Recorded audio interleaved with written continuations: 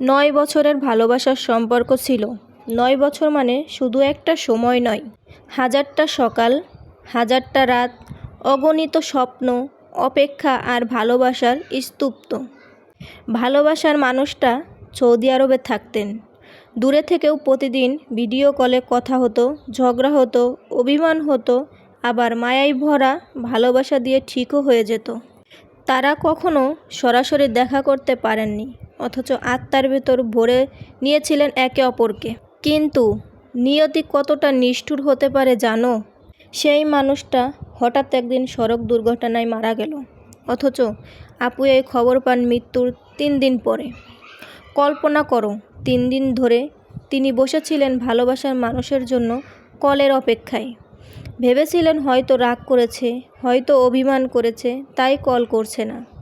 তিনি বারবার ফোন করেছেন, মেসেজ করেছেন, কোনো উত্তর নেই। এক বুক অভিমান জমিয়ে ভেবেছিলেন ও কল করলে আমি বলবো কেন এমন করছো, জানো না আমি তোমাকে ছাড়া একদিনও থাকতে পারি না। অথচ তখন তিনি জানতেনই না যাকে উদ্দেশ্য করে এসব বলতে চেয়েছিলেন সে তো 3 দিন আগেই না ফেরার দেশে চলে গিয়েছে।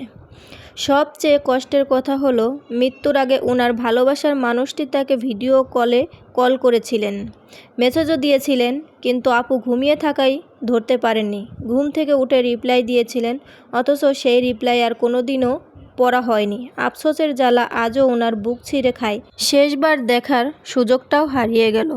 9 বছরের ভালোবাসায় তারা একসাথে কত শত স্বপ্ন বুনেছিলেন। ভেবেছিলেন দেশে ফিরলেই বিয়ে করবেন, সংসার হবে, বাচ্চা হবে।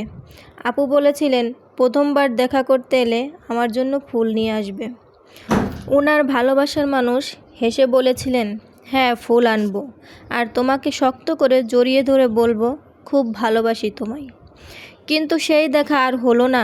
ফুল আনাও হলো না, জড়িয়ে ধরাও হলো না। ভালোবাসা বলাটাও শুধু স্বপ্ন হয়ে রয়ে গেল।